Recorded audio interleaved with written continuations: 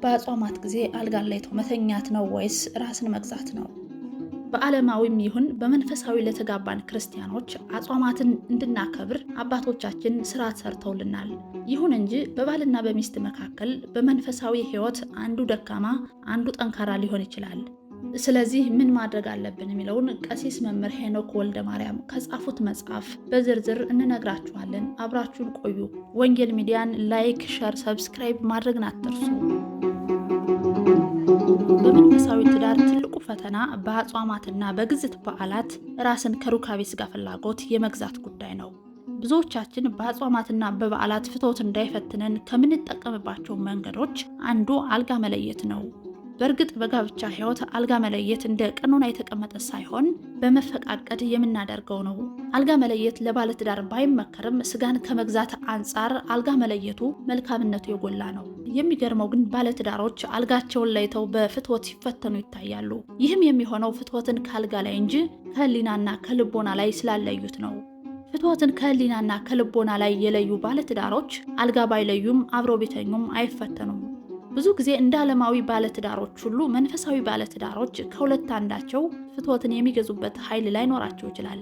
ፍትወትን የምንገታው በመለኮታዊ ኃይል ነው። ይህ መለኮታዊ ኃይል የሚገኘው በጾም በጸሎትና በስግደት ነው።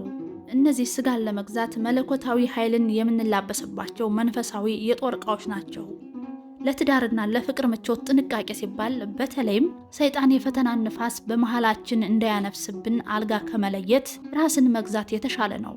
ቅዱስ ጳውሎስ ሰይጣን እንዳይፈታተናችሁ ደግሞ አብራችሁ ሁኑ ስላለ ከመለያየት አብሮ ይመረጣል። ይህ የሚሆነው ስጋቸውን ለሚያዙ የፍትወት ፍላጎታቸውን ለሚገዙ ነው። በእርግጥም አብሮ መተኛትም በአጽዋማት ለመፈተን ምክንያት ይሆናል። ግን አልጋ ከመለየት የሚሻለው ራስን ከስጋዊ ፍላጎት ለወራት መለየት ነው። ለዓላማና በዓላማ የምናደርገው ከሆነ ችግር የለውም።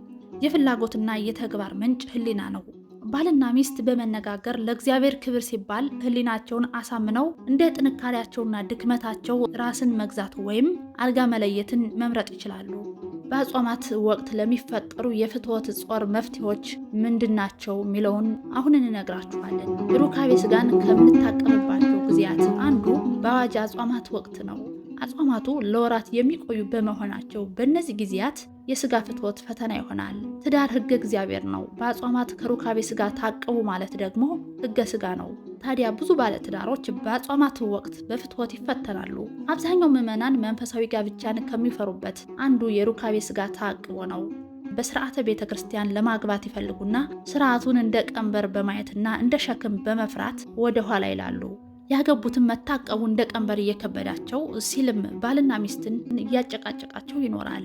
ስለዚህ ይህን ጥያቄ በአንጻራዊነት ለመፍታት የሚያስችላችሁ ነጥብ እነግራችኋለሁ። እነዚህ መታቀቦች በመፈቃቀድ እንደሆኑ ቅዱስ ጳውሎስ አብራርቶ ጽፏል። የሩካቤ ስጋ ነገር የነፍስና የስጋ ነው ብሏል።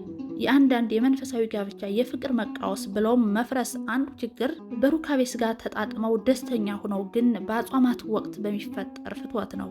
ይህም ባል ወይም ሚስት በአብይ ጾም ወይም በጾመ ነቢያት ወቅት አንዱ ቀኖና አስጠብቃለሁ ህግ ጠብቃለሁ በሚል እምብኝታ፣ አንዱ በፍትወት ፍላጎት በሚመጣ ጾር ፈቃዴን እፈጽማለሁ በሚል ጉትጎታ ወደ ጠብ ይቀየራል። ይህ ጠብ ውሎ አድሮ አለመግባባት ውስጥ ይከትና በምሬት ፍቺን ሊያስከትል ይችላል። ለምሳሌ አብይ ጾም ነፍሳችንን ለስጋችን እንድናስገዛ የተደነገገልን ህገ ስጋ ነው። ግን በህገ ስጋው የምትጠቀመው ነፍሳችን ናት። ጋብቻ ደግሞ ህገ እግዚአብሔር ነው። ጾም ቀኖና ነው፣ እንደ አስፈላጊነቱ የሚሻሻለው። ጋብቻ ግን ህገ እግዚአብሔር በመሆኑ ህይወቴ ብለን አንዴ የምንኖረው እንጂ የጋብቻ ህጉ ለኛ ተብሎ እንደፈለግነው የሚሻሻል አይደለም። ስለዚህ አሁን በህገ ስጋ ጾም ህገ እግዚአብሔር የሆነውን ጋብቻ ችግር እየገጠመው ስለሆነ መፍትሄ ማብጀቱ ግድ ነው። ምክንያቱም የሩካቤ ስጋ ጉዳይ በየቤቱ ችግር እየፈጠረ ስለሆነ።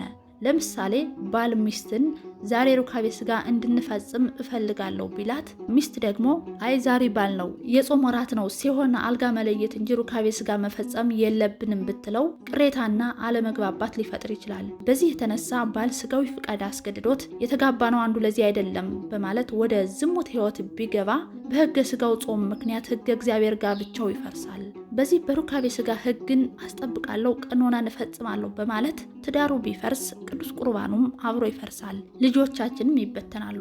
በቀላሉ ተግባብተን ተነጋግረን ፈተናችንን ተጋግዘን አንዱ ለአንዱ መስዋዕት ሆኖ ዋጋ ከፍሎ ትዳራቸውን መታደግ ሲችሉ ግን ይፋታሉ። ይህ አይነቱ ፍች በእግዚአብሔር ዘንድ የሚያስወቅስና ዋጋ ቢስ ነው። እንዲሁም ሩካቤ ስጋን በመከልከል ለፈተና የዳረገው ሰው በእግዚአብሔር ዘንድ ይጠየቅበታል።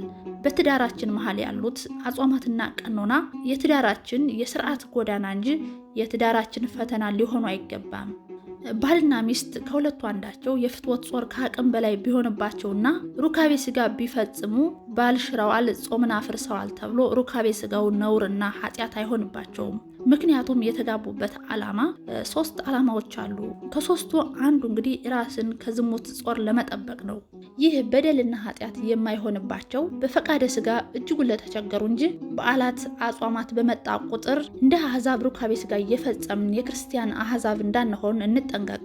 ምክንያቱም ቅዱስ ጳውሎስ አንተ ግን ነገሩን ሁሉ በልክ አድርግ ስላለ በልክ ሊሆን ይገባል።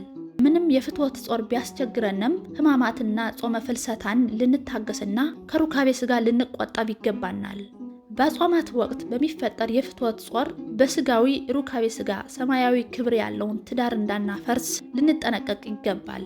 በባል ወይም በሚስት ስጋዊ ፍትወት ምክንያት ለእግዚአብሔር ሕግ የቀናን ቀኖና እያስጠበቅን መስሎን በዚህ ትዳራችንን ብንፈታ እግዚአብሔር በእኛ ድርጊትና ውሳኔ አይደሰትም፣ ይልቁንም ያዝንብናል። እሱ በሰማይ በገነት በአዳምና በሔዋን የጀመረውን ጋብቻ እኛ በበዓላት በአጽዋማት ከህጋዊ ትዳር አጋራችን ጋር ሩካቤ ስጋን ፈጽምን ብንል የሚያከብረን ሳይሆን የሚያፍርብን ነው የሚሆነው። ምክንያቱም እግዚአብሔር በሰማይ በገነት የመሰረተልንን የጋብቻ ሕይወት በስጋ ምክንያት ስላፈረስን።